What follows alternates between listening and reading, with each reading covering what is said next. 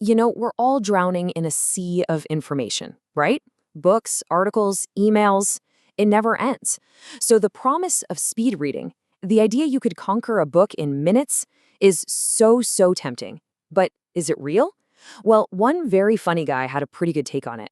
Hello to all viewers of my channel, and that quote from Woody Allen, it just nails the big question we're tackling today. We're all chasing speed, but when we read that fast, what are we giving up? Is it all just a blur that, involves Russia? So here's our game plan. We're going to look at why we want to read so fast in the first place, then get into the actual science of how our eyes and brains work together when we read. After that, we'll put the most popular speed reading tricks to the test, and I'll even share some real science-backed ways to read a little faster. Finally, we'll end on the big question. What's more important, speed or understanding? Okay, so first up, why are we so obsessed with speed? Honestly, it's not that complicated. We're all feeling that pressure, that information overload. The idea that you could have a kind of reading superpower, it doesn't just sound cool. For a lot of us, it feels like a genuine necessity to keep up. So let's get a baseline. The typical adult reads at about 250 words per minute. Now here's the really fascinating part. That's almost exactly as fast as we speak. And believe me, that is not a coincidence. We're going to circle back to why that is in just a little bit. And then you have this. This is the promise that speed reading courses dangle in front of you. Over 1,000 words per minute. I mean, think about that. That's a 4x improvement. It's the difference between slogging through one report and breezing through 4 in the exact same amount of time. Who wouldn't want that? And hey, it's not just some random gimmick. The idea gets a huge credibility boost when you see who was a fan. We're talking presidents like JFK and Teddy Roosevelt, even investing gurus like Warren Buffett. When people that successful are on board, you start to think, maybe there's really something to this. And this quote just perfectly captures the sales pitch, right? It frames speed reading as unlocking your brain's hidden potential. It's not a trick, it's an upgrade. You're turning your reliable family sedan into a screaming Formula One race car. It's incredibly appealing. All right, but before we hit that racetrack, we need a reality check. We need to pop the hood and see how the engine, our brain and our eyes, actually works. Because, well, cognitive science paints a very different picture. It shows us there are some hard limits we just can't ignore. So first, let's bust a huge myth. Your eyes do not glide smoothly across the page. Not at all. Imagine you're looking at a room, but only through a tiny little peephole.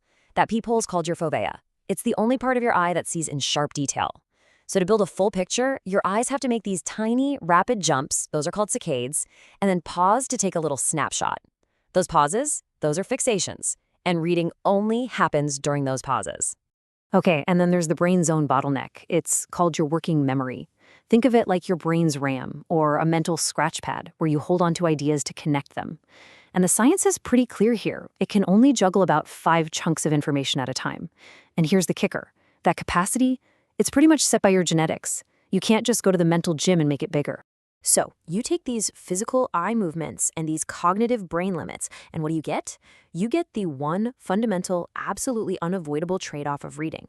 Study after study shows the same thing. The faster you read, the less you understand. It's an inverse relationship. You can have one or you can have the other, but you just can't have it all.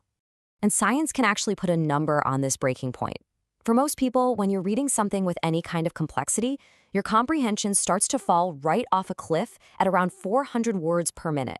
If you're going faster than that, you're not really reading anymore. You're skimming. Okay, so now that we know about these hard biological limits, let's put the most common speed reading techniques on trial. Do any of them actually work, or are they all just trying to fight a battle against our own biology that they can't win? First up, the big one, getting rid of that little voice in your head that reads along with you. It's called subvocalization. The theory is, if you stop saying the words in your mind, you can go faster than your speaking speed. Well, here's the problem. That little voice is actually how your brain makes sense of the words. It's how you turn abstract symbols into meaning. Trying to read without it is like trying to enjoy a song with the volume on mute. All right, next technique, reading big chunks of words at a time, or even whole lines at once, using your peripheral vision. This one sounds cool, but it runs into a wall of pure anatomy. Remember that little high-def peephole, the fovea? It's just not big enough. Your peripheral vision is blurry. It can't make out individual letters. So eye-tracking studies have proven this one is, well, literally impossible. So what about technology? There are all these apps that flash words at you, one at a time, really fast. And it feels incredibly fast because you're not moving your eyes. But this method slams head-on into that working memory bottleneck we talked about. It's just force-feeding you words so quickly that your brain doesn't have time to pause, think, and connect the ideas. Sure, it's fine for a quick text message, but for a complex article, it's a total recipe for confusion. Okay, so if all the classic speed reading stuff is basically a myth, does that mean we're just stuck at 250 words per minute forever? No, not at all. The key is to stop thinking about speed reading and start thinking about efficient reading. And there are some totally practical, science-backed ways to do that. So what can you actually do? Well, there are no magic pills. Step one, and it's the biggest one, just read more. The more you read, the more fluent you become, and the faster your brain recognizes words. Second, protect that limited working memory of yours. Turn off notifications, find a quiet spot.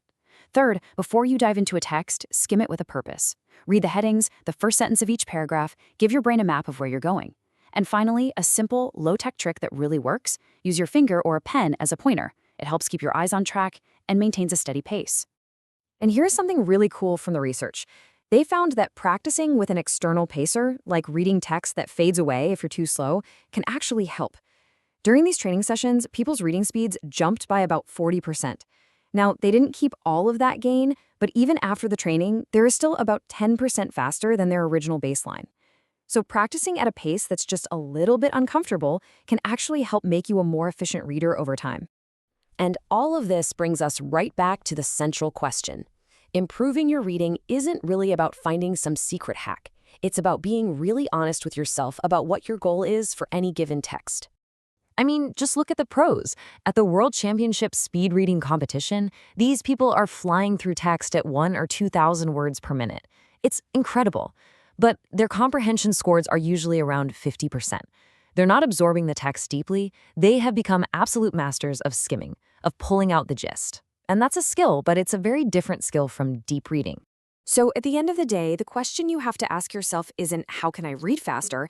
It's what do I need to get out of this? Are you just trying to get the main idea? Or are you trying to truly learn and understand something new?